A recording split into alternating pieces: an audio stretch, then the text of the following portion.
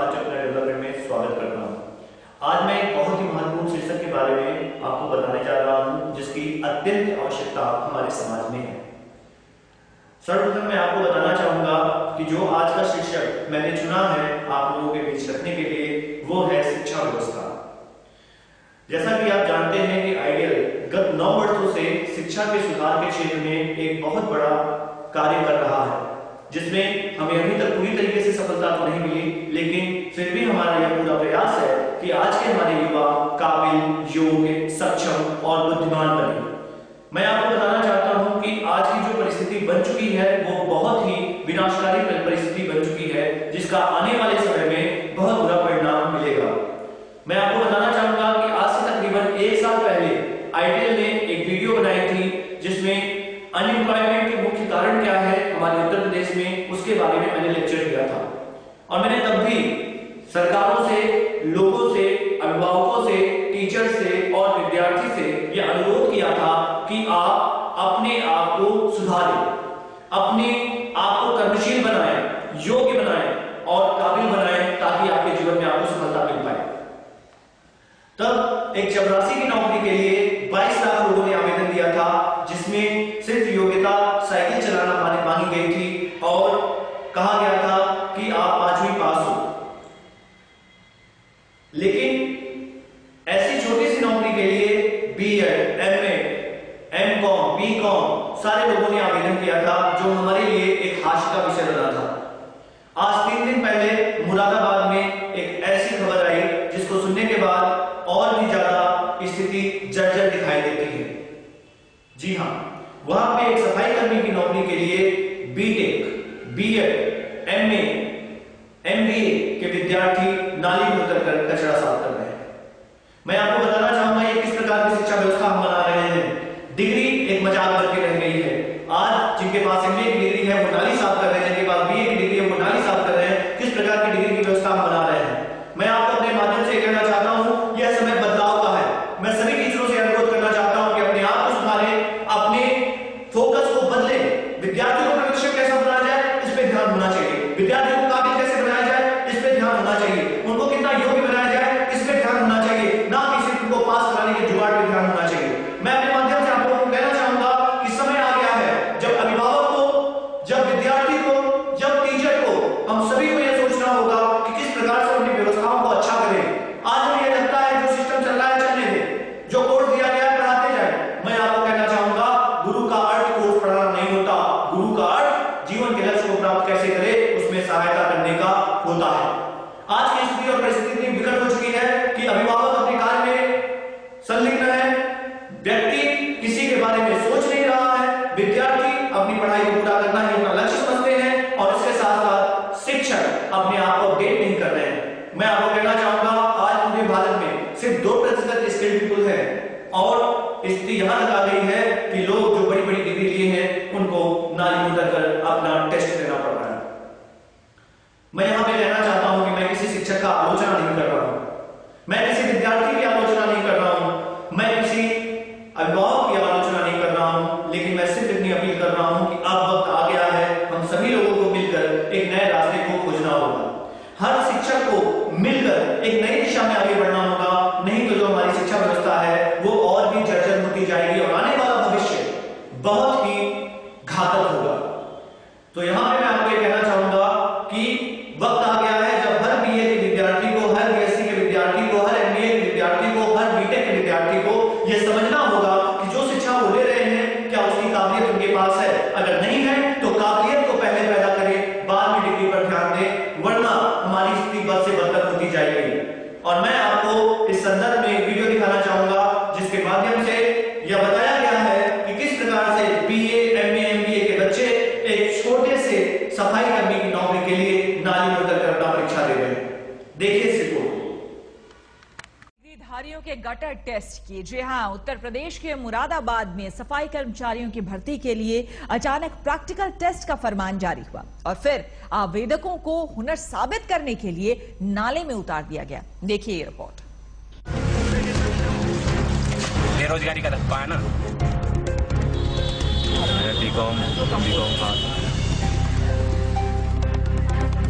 यहाँ ना तो कोई सफाई को लेकर प्रतियोगिता हो रही है और ना ही ये स्वच्छता अभियान का हिस्सा है। दरअसल ये एक प्रैक्टिकल टेस्ट है, सफाई कर्मचारी की भर्ती के लिए टेस्ट। नौकरी पाने के लिए चड्डी बनियान में सड़ान मारते नाले में उतर आए।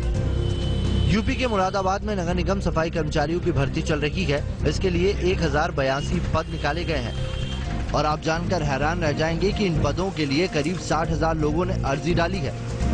इनमें से तो कई MA पास हैं, तो कई BA और B.Ed कर चुके हैं। मैं नौकरी के लिए तलाश करी, लेकिन एक काम यही बचा था, मजबूरी कुछ नहीं हो पा रहा है। वैसे तो कोई काम हो नहीं सकता मुझे। ये नाले में बढ़वाने के लिए प्रयोगता थी, उसमें नाले में धंसे हैं हम। नाले में धंसने के बाद हमने कार्य किया है। कार्य करने के बाद सफाई की। सफाई करने के बाद हमसे बोला आपका इंटरव्यू होगा। नगर निगम की तरफ से जो आवेदन दिए गए थे नगर निगम सफाई भर्ती कर्मचारी को संविदा कर्मचारियों के लिए, वो हमने आवेदन भर्ती करा है। काम कोई भी हो, बड़ा या छोटा नहीं होता है, लेकिन कम से कम इतनी उम्मीद तो रखी जाती है कि अगर किसी ने इंजीनियरिंग की डिग्री ली है तो वो मकान, पुल, बांध या मशीनें ही बनाएगा। MBA वाला मैनेजर बनेगा, BCom, MCom वाले बाजार का हिसाब किताब रखेंगे। लेकिन कैसी दुर्दशा है कि एक से बढ़कर एक बड़े बड़े डिग्रीधारी नौकरी के नाम पर गटर तक में उतरने को मजबूर हैं। MTech, MBA, MCom की पढ़ाई और नौकरी सफाई।